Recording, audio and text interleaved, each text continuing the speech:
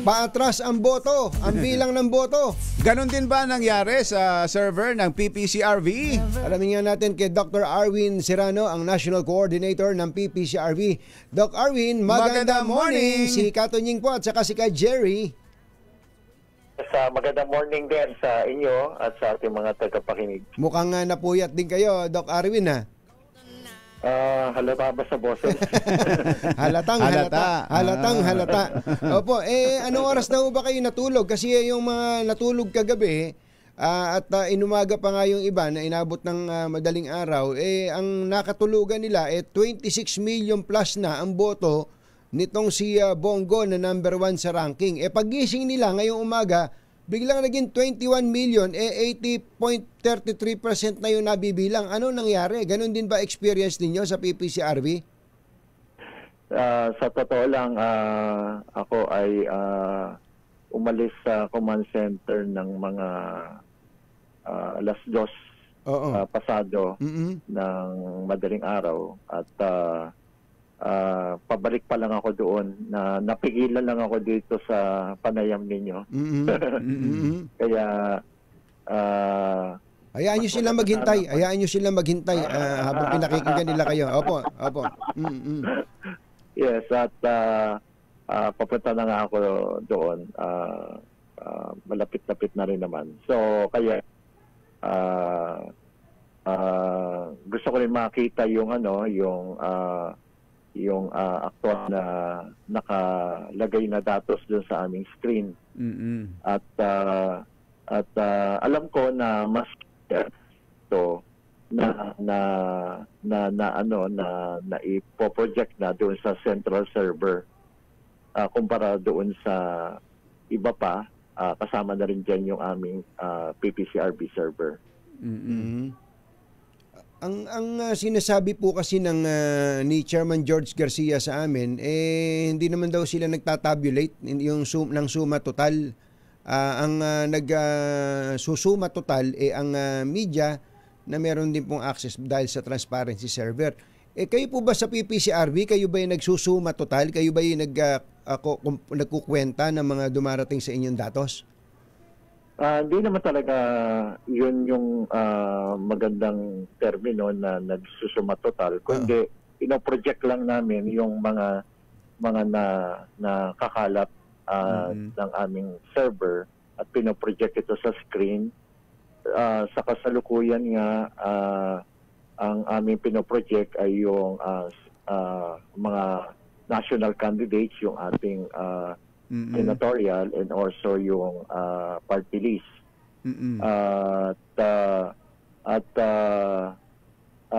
Ano po ba latest niyo dyan, Doc? Yeah, hindi ko nga nakikita pa yung ngayon, pero yung ang alam ko ay meron na ring mga mataas na porsyento na nakukuha. Kung hindi ako nagkakamali, mga umaabot na rin ng mga 75%. Ang dito po sa amin sa DZRH, mukhang pareho din naman tayo ng natatanggap mula po dun sa iisa lang naman ng source natin, ay 80.37%. Sa 80.37% po na to, this represents 75,253 precincts out of 93,629 precincts. Dito po, yung pong bagong tala namin, na hawak-hawak po namin, si Bongo ay may 21,759,047 votes.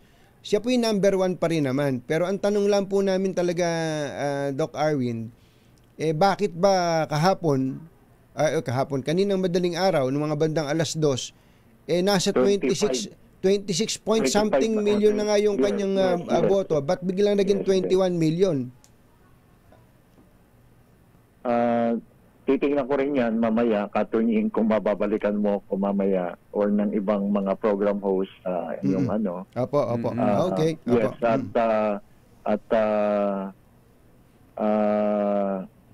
parang ganyan nga yung nakita ko nung iniwanan ko yon, mga ganyang mga ganito na rin.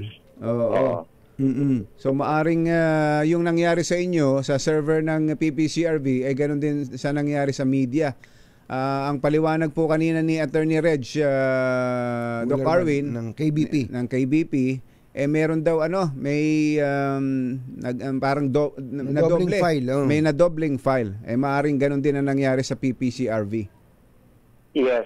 At kung hindi ako nagkakamali ay merong i-schedule na ang COMELEC sa pagpapaliwanag na ito ngayong umaga. Kaya ang tabayanan din natin yung kanilang magiging lalo na magagaling kay Chairman George Garcia. Dapat po bang mag-alala ang ating mga kababayan? Kasi numero 2 numero 'tong pinag-uusapan na 'to Hindi naman talaga dapat na ipag-alala kasi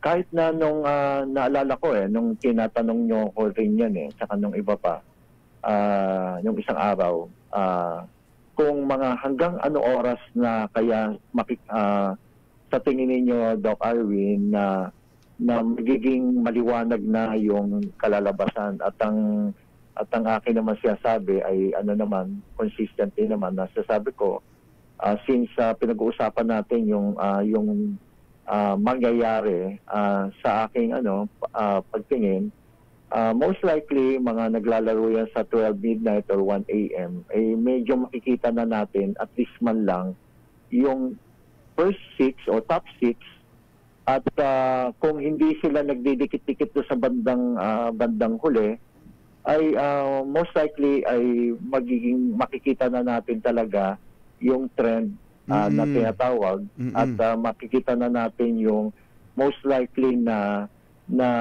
nanalo para sa pagkasenador. Yes, sir. Ganun din sa mga lokal.